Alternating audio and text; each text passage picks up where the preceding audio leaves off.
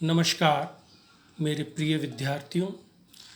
जैसे कि ये विदित है कि ये लॉकडाउन का समय है और आपकी परीक्षाएं लॉकडाउन खुलते ही प्रारंभ हो जाएंगी। अतः इस वातावरण में मैं ई लर्निंग के द्वारा आपके लिए एक ऐसा विषय लेकर आया हूँ जो आपकी परीक्षा के लिए एक महत्वपूर्ण पक्ष होगा।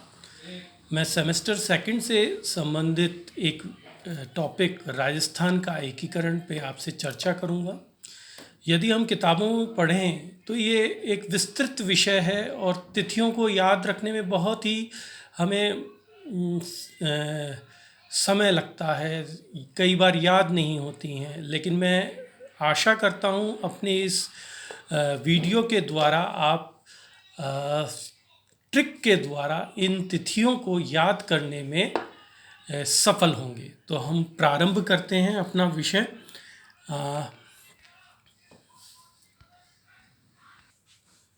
जैसे कि विदित है कि जब भारत स्वतंत्र हुआ तो राजस्थान में 19 रियासतें, 3 ठिकाने थे, नीमराना, कुशलगढ़ और लावा। नीमराना पड़ता है अलवर में, कुशलगढ़ पड़ता है बांसवाड़ा में, लावा पड़ता है टोंक में। ये जो एकीकरण हुआ वो 7 चरणों में हुआ और इस एकीकरण को जो समय लगा वो 8 वर्ष 7 माह और 14 दिन। 8 और 7 14। ये ट्रिक्स के द्वारा आप स्थिति को भी याद रख सकते हैं और संपूर्ण समय का भी ज्ञान प्राप्त कर सकते हैं। 8 वर्ष 7 माह 14 दिन। जब राजस्थान का एकीकरण जो संभव हो पाया वो जैसे मैंने बताया कि 7 चरणों में हुआ और 7 चरण में अलग अलग संघ बने। सबसे पहले मत्स्य संघ, पूर्वी राज्य संघ, राजस्थान संघ, संयुक्त पूर्वी राजस्थान संघ, वृहद राजस्थान संघ, वृहद प्लस संयुक्त राजस्थान संघ, राजस्थान संघ और राजस्थान। जो पहले के 3 जो संघ बने या वो 1948 के अंतर्गत बने और बाद के जो चौथे और पांचवें जो चरण बने वो 1949 में, छठा चरण 1950 में और 7वां चरण 1956 में, जब राजस्थान संपूर्ण हमें दिखाई देता है। आइए अब इसकी शुरुआत हम करते हैं। एक चार्ट के द्वारा मैं आपको समझाने का प्रयास करूंगा। प्रथम चरण जिसे हम मत्स्य संघ के नाम से जानते हैं, जो कि 18 मार्च 1948 को हुआ और इस संघ में जो सम्मिलित रियासतें थी वो थी अलवर, भरतपुर, धौलपुर, करौली। और एक ट्रिक के द्वारा मैं बतलाना चाहूँगा ABCD।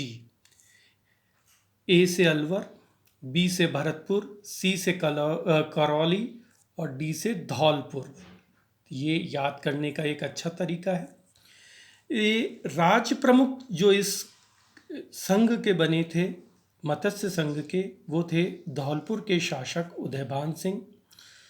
प्रधान या मुख्यमंत्री जो इस संघ के बने थे वो श्री शोभाराम कुमावत थे। इसका उद्घाटन गाडगिल के द्वारा किया गया और इसकी राजधानी अलवर को बनाया गया। इस तरीके से ये प्रथम चरण पूर्ण हुआ। द्वितीय चरण जो कि पूर्वी राजस्थान संघ के नाम से जाना जाता है और ये 25 मार्च 1948 को बना। इसमें सम्मिलित होने वाले जो राज्य थे वो कोटा, बूंदी, झालावाड़, धौलपुर, डूंगरपुर, प्रतापगढ़, शाहपुरा, किशनगढ़, टोंक, कुशलगढ़ सम्मिलित थे। इसका जो राज प्रमुख बनाया गया वो कोटा नरेश भीम सिंह को बनाया गया। इसके प्रधान या मुख्यमंत्री थे श्री गोकुल लाल अस्वाहा। इसका उद्घाटन भी गाडगिल के द्वारा किया गया और राजधानी इसकी बनाया गया कोटा को। तृतीय चरण ये संयुक्त राजस्थान या हम कहें कि पूर्वी राजस्थान संघ के अंतर्गत मेवाड़ रियासत का विलय किया गया 18 अप्रैल 1948 को। जैसे मैंने पुनः आपको बतलाया है कि द्वितीय और तृतीय का मिलन हुआ, अर्थात पूर्वी राजस्थान संघ में उदयपुर या मेवाड़ को इस रियासत में मिलाया गया। इसमें उदयपुर के महाराणा भोपाल सिंह राज प्रमुख बने और श्री मणिक लाल वर्मा प्रधानमंत्री या प्रधान या मुख्यमंत्री, और इसका उद्घाटन जवाहरलाल नेहरू ने उदयपुर में किया और उदयपुर को ही इसकी राजधानी बनाया गया था। चतुर्थ चरण, वृद्ध राजस्थान संघ का निर्माण हुआ 30 मार्च 1949 को। इसमें तृतीय चरण के साथ साथ जयपुर, जोधपुर, बीकानेर, जैसलमेर रियासतें, देखिए आप पुनः, तृतीय चरण में जयपुर, जोधपुर, बीकानेर, जैसलमेर रियासतें मिलाई गई। ये इस बड़े ठिकाने थे, ये बड़ी रियासतें थी जो कि इस तृतीय चरण में मिली, तृतीय चरण के संयुक्त तत्वाधान में बनी और 30 मार्च 1949 को ये पूर्ण हुआ।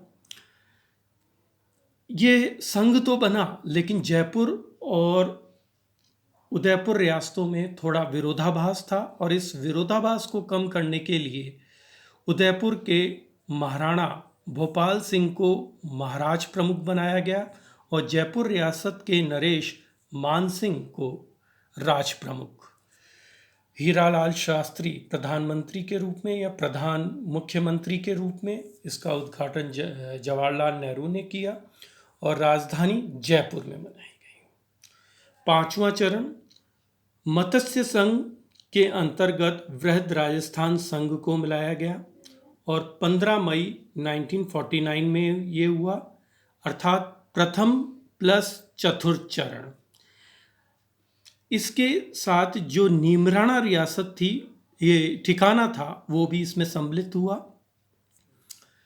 राज प्रमुख भोपाल सिंह महाराजा भोपाल सिंह और राज प्रमुख मानसिंह द्वितीय, हीरालाल शास्त्री इसके प्रधानमंत्री बने और इसका उद्घाटन पटेल के द्वारा किया और जयपुर इसकी राजधानी थी।